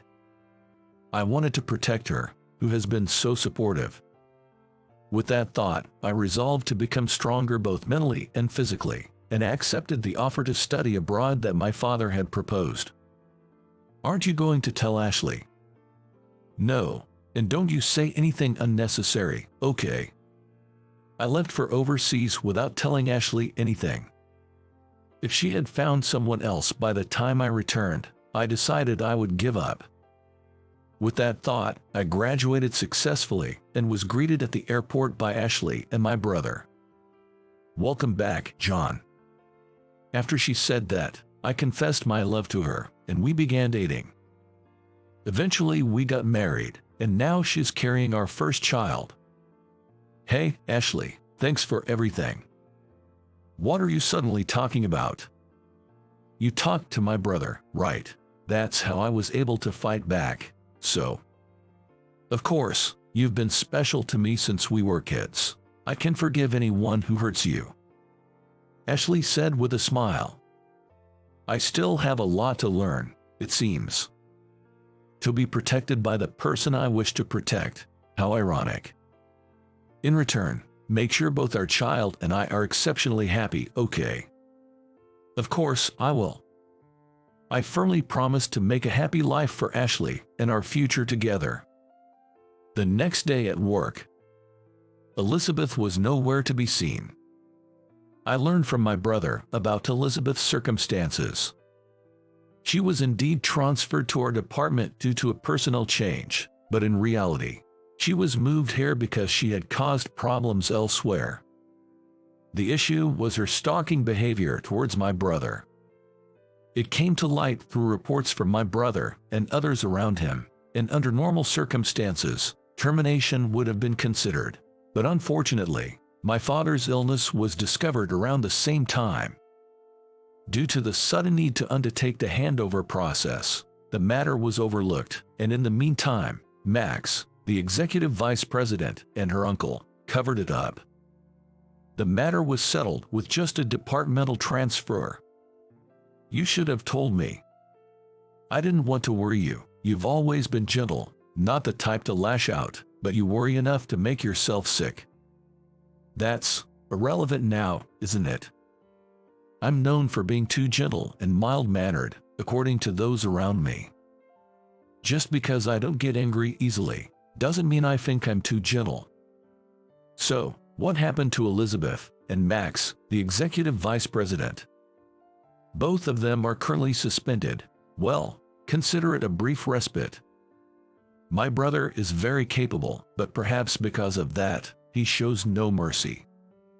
Anyone who has angered him in the past has faced severe consequences. I thought about Elizabeth's future. As a result, Elizabeth and Max were transferred to a newly established branch, effectively a demotion in disguise. The location is a remote island with surveillance, making escape impossible. However, the primary task is sorting emails that come from the main office. Beyond that, there's basically no work or entertainment. However, they had to work as a form of compensation for the trouble they caused us. I wonder how much stress they're under now. With those thoughts in mind, I get on with my own work. Due to this incident, I was appointed as the department head, an unusual promotion.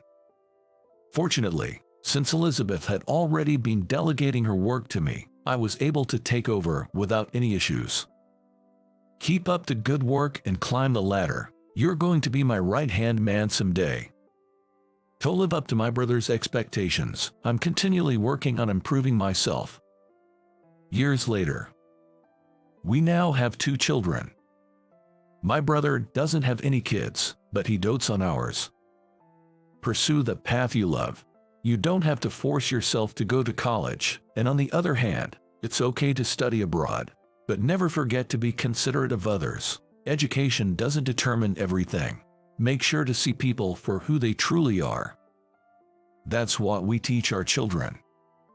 I don't know what paths they'll take in the future, and they might struggle like I did. Even so, I'm determined to protect them together with Ashley. You are still single. My wife is a beautiful secretary, a world apart from a less educated and a poor guy like you. After 30 years, I thought I was reuniting with an old classmate, but David was quick to look down on me. I understand his desire to boast since I was the only one among our classmates who couldn't pursue further education after junior high. He also seems eager to spread the word about his wife being beautiful and hard-working. If my family hadn't been poor, I wouldn't have had to work right after junior high, and I could have attended a better high school than David. In that sense, I was considered a loser back at that time. Then, a woman in a navy blue suit came back with food on a plate. So, she's David's much bragged about beautiful secretary. Let me introduce you. This is my wife, Michelle. Beautiful, isn't she? While she might be considered beautiful, her makeup is a bit heavy. Michelle started trembling when she noticed me. My name is Michael Richardson, and I'm 45 years old. I run a construction company called Richardson, which employs 7,200 people. Hearing this, you might think I've led a privileged and elite life. But in reality, it was anything but privileged. It was a continuous struggle and frustration. First of all, the family I was born and raised in was extremely poor. Soon after I was born, my father disappeared, and my mother was left to raise me on her own. I don't even remember having snacks, and our special treat was the bread crusts my mother would fry in oil occasionally. Without school meals, I would have probably collapsed from hunger on my way home from school. Can you imagine, in this wealthy country of America, a child constantly being hungry? Since we couldn't afford games and toys, I naturally turned to studying whenever I had free time. Maybe as a result, my grades were always top of the class from elementary school. I was well regarded by teachers, and during my time at school, I could forget about the hardships of poverty. Even after entering junior high, my grades remained excellent, and I was respected by other students. I was recognized for my leadership skills and served as class rep and student council president, leading a fulfilling school life. Everything changed at the end of my second year in junior high when it was time to decide on my future path. Both my mother and my homeroom teacher, Mr. Thompson, looked troubled. Despite having the academic ability to easily get into the best high school in the state, my family's poverty meant I couldn't pursue further education. My mother, with tears in her eyes, pleaded with Mr. Thompson. "Isn't there anything we can do? He loves studying and his grades are excellent. It's too cruel to deprive him of the opportunity to study just because he was born into a poor family." Mr. Richardson, the owner of a construction company I know, actively takes in students who are struggling to afford their education. How about working for his company? He can work while getting his high school diploma through correspondence courses. After hearing Mr. Thompson's suggestion, my mother pondered for a while. "Construction, I've heard it's a tough world. It might be impossible to study leisurely. I'm afraid it might be too difficult to continue studying amidst the daily business." "It all depends on Michael's effort. It certainly requires perseverance and hard work, but it's not impossible. Mr. Richardson is a man of integrity with a passionate spirit. Why not trust him?" Thanks to Mr. Thompson's encouragement, I ended up working at the construction company Richardson. The others all advanced to high school. I was definitively on the losing side at that point. And there was one guy smirking at my life's journey. It was David, who had always been my academic rival since elementary school. David's mother was incredibly passionate about education, spending almost all his time studying except during Christmas holidays. During elementary school, I was also quite interested in playing around, so I wasn't always scoring perfect marks, and David was often ranked first in our grade. However, things started to change in junior high. I still had hopes for the future and began to aspire to go to college and continue my education. Once I started studying seriously, I quickly surpassed David, and throughout junior high, I never relinquished my position as the top student in our grade. We even aimed for the same high school, the one with the highest academic standards in the state. "So, you're aiming for the same high school as me, but do you have the money to attend and finish all 3 years?" He hit a sore spot, and I was left speechless. This matter has always been buried deep in my heart.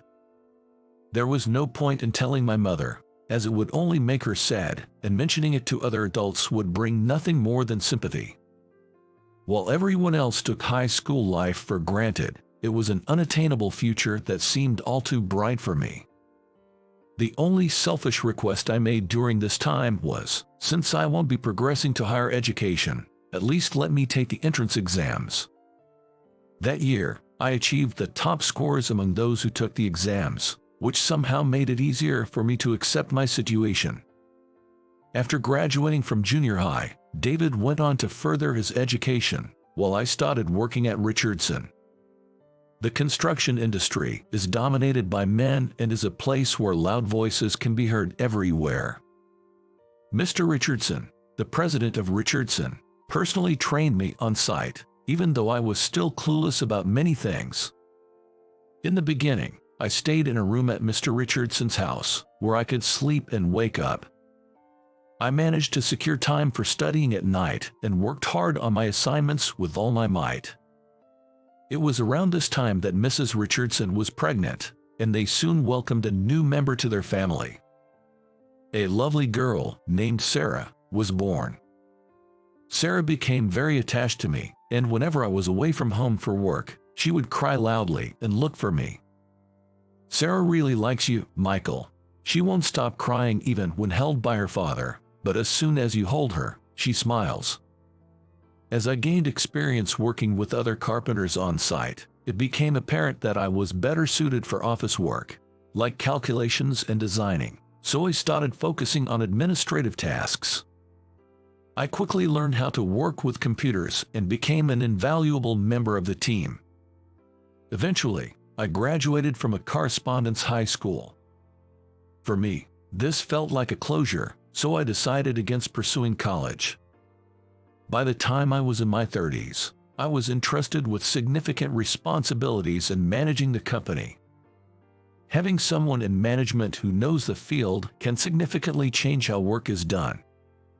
It became easier to incorporate feedback from the field, and the management could give more detailed instructions.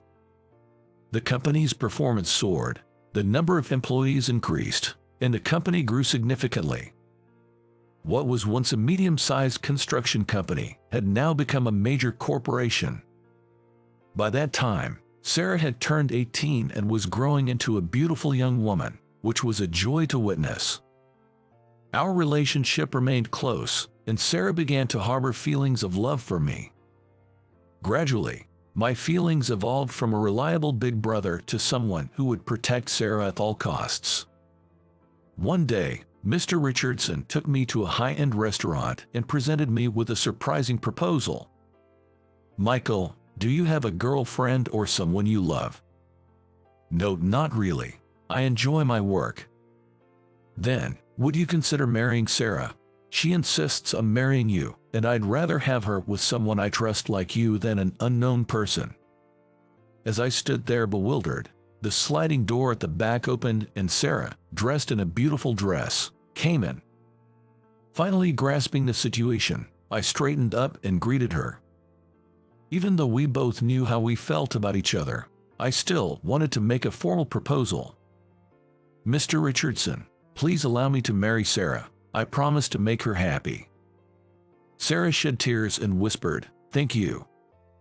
And so, I married Sarah and took the Richardson name. I was prepared for some to be envious, but almost all of the employees accepted us warmly. Perhaps having someone to protect changes a man. Lately, Michael seems to have gained a certain dignity. Maybe it's because of his extensive experience since joining the workforce. It makes us feel safe to follow his lead, they said. I'm happy that Sarah relies on me, and I feel our deep love every day. Thus, 30 years have passed since I entered the workforce, and I've turned 45.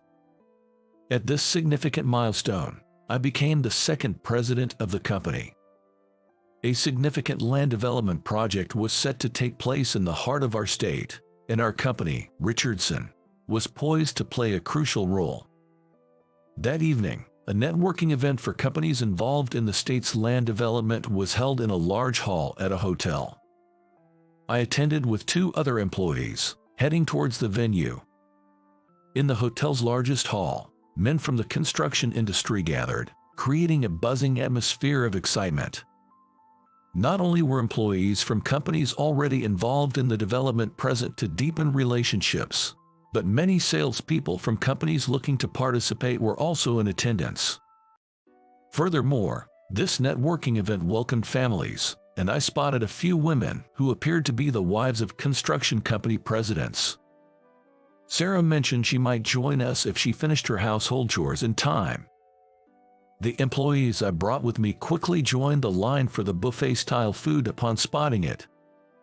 For the time being, I had a champagne glass I received at the entrance and leisurely surveyed the surroundings. Then, I locked eyes with a man whose face seemed familiar. His face lit up with a broad smile as he approached me. "Michael, is that you?" "It's me, David. I heard you became a carpenter, but are you involved in this development project too?" "It's been a while. I'm surprised you recognized me. It's been 30 years since we last met." "I'm a sales manager now, so remembering faces and names is practically my job. I've always been confident in my memory. You don't look as sunburned as a carpenter should." He probably assumed I was still working on site since I initially started as a carpenter. In 30 years, positions change and some people switch careers, but David's perception of me seems frozen in time, back when he felt he had defeated me at our junior high graduation. It appeared he assumed I was alone since no one was by my side at the moment. "Still by herself, huh? Well, can't be helped. My wife is a beautiful secretary, a far cry from a less educated and a poor guy like you." Just like 30 years ago, upon reuniting, he immediately started looking down on me. I understood his desire to boast, being the only one among our classmates who couldn't further his education after junior high. He also seemed eager to flaunt that his wife was beautiful and successful in her career. If my family hadn't been poor, I wouldn't have had to start working right after junior high, and I could have attended a better high school than David. In that sense, I was considered a loser back at that time.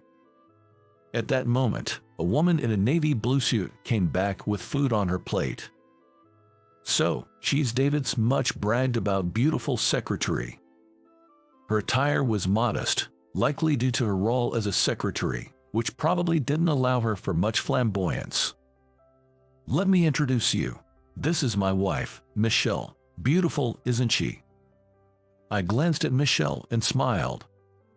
She might be considered beautiful, but I always thought her makeup was a bit heavy. Michelle began to tremble when she noticed me. "Thank you for the other day. It must have been tough for you afterward." "I'm so sorry for what happened last time. Both Bill, the manager, and I have been reflecting deeply, and we were planning to come and apologize within a few days." Hearing Michelle and me converse, David realized we weren't meeting for the first time and gave me a puzzled look. "What do you mean? Michelle works for a trading company. There's no way she'd have any connection with a carpenter like you." "What are you talking about?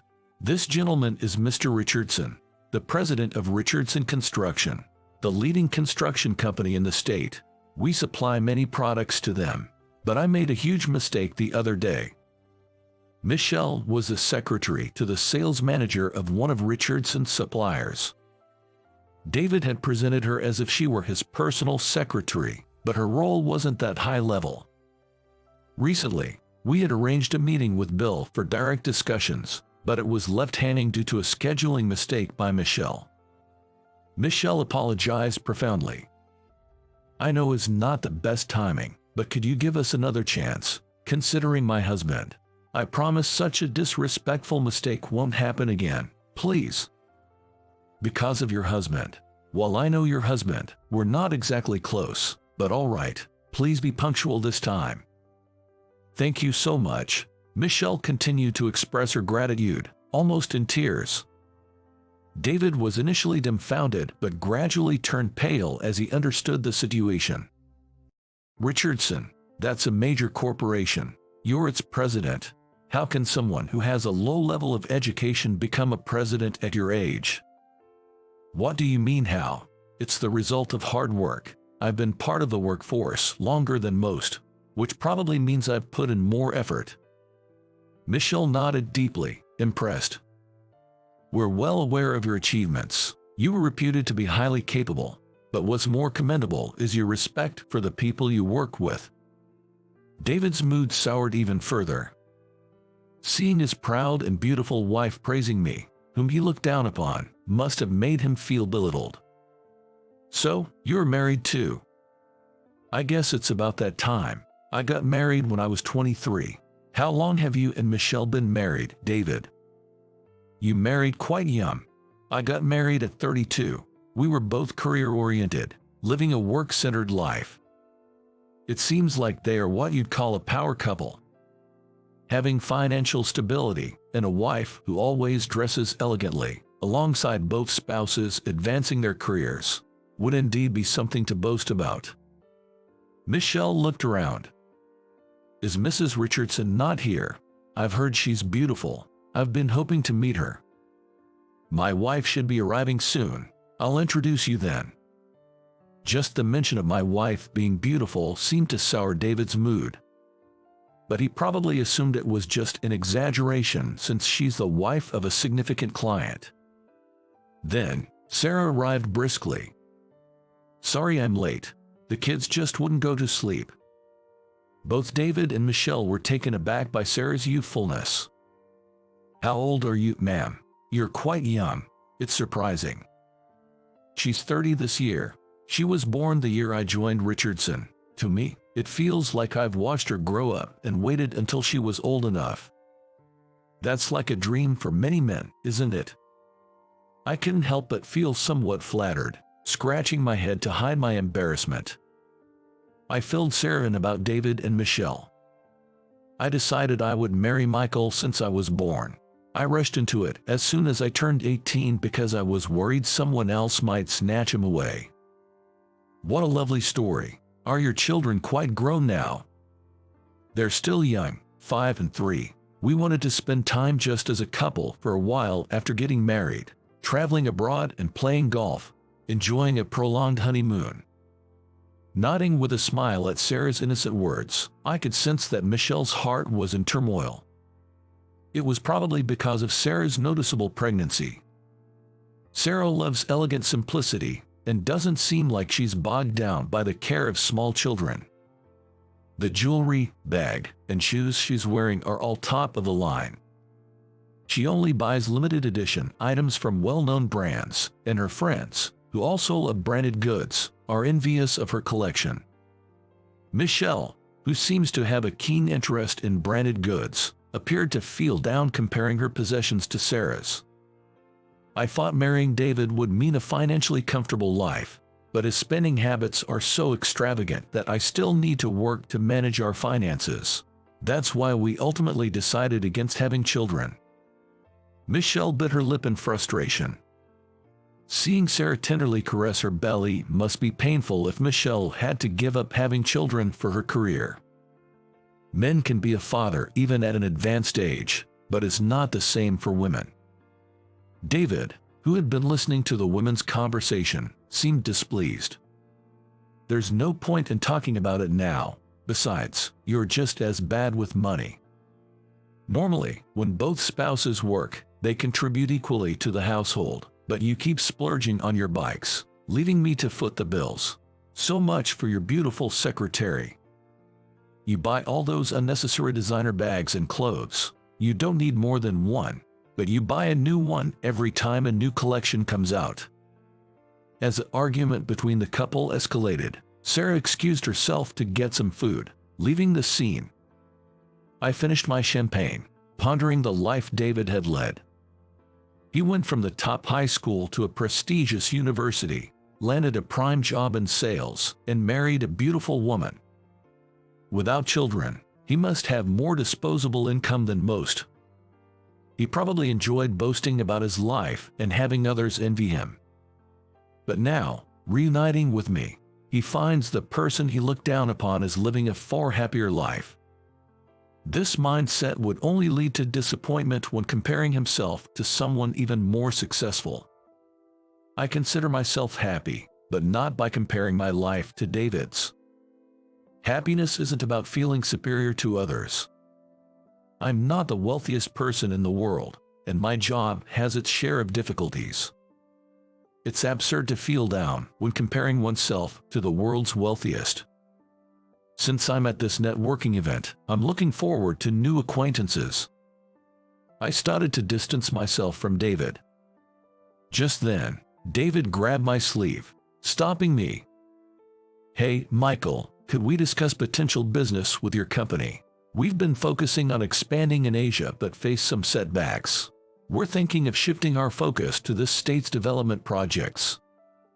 I see. You've been looking overseas and missed the boat here. That's a significant oversight. We studied together during our middle school days. Now that we're adults, let's work together again. It was a ludicrous suggestion. I couldn't fathom how he arrived at that conclusion. To this day, I still remember David's scornful words asking, "Do you even have the money to attend high school for 3 years?" With me out of the picture, David must have enjoyed a significant sense of superiority. If I hadn't been there, David would have been the top student. I think there's no point in getting involved with me now, and I'm not exactly overflowing with philanthropy.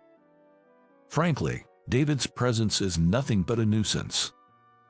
Sorry, but I'm going to have to decline. I don't see our relationship being cordial. David was left speechless, exclaiming, "What?" It seems he never expected to be turned down. Come on, Michael. Don't say that. Honestly, my sales performance hasn't been great lately, and I might be demoted if it continues. I desperately want to avoid that. As harsh as it might sound, that's a reflection of your abilities. Who would want to start a new transaction with someone facing demotion due to poor performance? Michelle, who had been silent until then, she interjected. Please, I'm begging you to.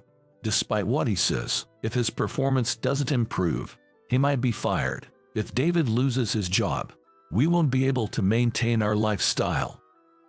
What exactly did you do? Michelle bites her lip in frustration and begins to speak reluctantly. Well, he had an affair with a client's wife. It led to their divorce, and now we're facing a hefty compensation claim. The company found out, and he's barely hanging on to his job. Are you okay with this, Michelle? I know your personality from our business dealings. You can't possibly be okay with this, can you? Michelle silently hung her head and spat out in frustration. I can't just throw him away like this. Once he's stable enough to manage on his own, I plan to leave him. What? You are planning to divorce me? I've never heard about this. I listened to their quarrel from a distance. Their relationship seemed irreparable, and I had no intention of obliging them by entering into a business deal. To avoid further agitation, I quietly left their side, reunited with Sarah, and we soon left the event. The following details came directly from Michelle, with whom I remained in contact through work. Various industries were involved in the urban redevelopment of the state, but David's company couldn't secure a foothold anywhere. David's scandal had become too well known, contributing to this failure. Fearing for the company's survival, the executives decided to fire David. Being granted early retirement instead of being laid off was at least a small consolation. The severance pay went mostly towards the compensation demanded by the husband of David's affair partner, so there was almost nothing left for David. Michelle decided to end their marriage, presenting him with divorce papers. While there were happy times living with David, my feelings for him have faded. Fortunately, I have a job and no children, so I plan to focus on taking care of myself from now on. David, who once boasted about his wife's high income, faced the irony of being divorced by someone fully capable of living independently. The divorce settlement halved David's savings, and he had to sell his house. Unwilling to lower his standard of living, David set high expectations for his new job. But few companies offered such senior positions. David's miscalculations weren't limited to his career. Until now, he was able to live quite comfortably with the addition of Michelle's salary to his living expenses. However, even if he was to receive the same salary as before, he would have to cut his standard of living in half. Unable to secure a job, David moved to a cheaper apartment. Eventually, he must have thought that staying in this land was the problem, so he quietly moved to another state. No one, including Michelle, knew what became of him after that. Meanwhile, Michelle thrived. Initially, she deeply regretted not having children, but volunteering, suggested by a friend, brought new meaning to her life. She became a supporter of children in underprivileged countries, hoping she would grow into admirable individuals. She plans to visit Africa next year to meet them. Michelle sold all her designer items, choosing a minimalist lifestyle. I'm grateful to Mr. Richardson for giving me an opportunity that changed my outlook on life. Michelle, who now speaks cheerfully, has simplified her makeup and attire. I've heard that some male colleagues have taken a keen interest in her. It'll be interesting to see how things unfold. 3 months later, Sarah gives birth to a healthy baby girl. This made us parents of 3 children. While the responsibility grows heavier, our children are irreplaceable treasures. Sarah mentions wanting maybe one more, and I wholeheartedly agree. Having grown up in poverty, I'm determined never to let my children endure the same hardships. Maintaining my health and working hard are crucial for that. Lately, I've come to understand what it means to invest dreams in your children. However, I'm cautious not to force them into what I believe is best. Sarah, with her keen eye, will surely keep me in check. The state's redevelopment project is progressing smoothly. Currently, the area lacks sufficient public transportation, so making car travel is essential. Because of their mobility issues, they have to drive a car to get to the hospital. This is a problem across America. But in 5 years, with the introduction of subways and dedicated bus lanes, people will be able to travel to many places without relying on cars. I hear that autonomous buses will also be introduced on a trial basis. The number of hospitals and care facilities is set to increase. Though we're working hard now, we definitely will age. We are working hard now to make it a comfortable city to live in by that time. For our children's future, we're doing all we can now. As I gaze up at a building under construction, I pledge to redouble my efforts.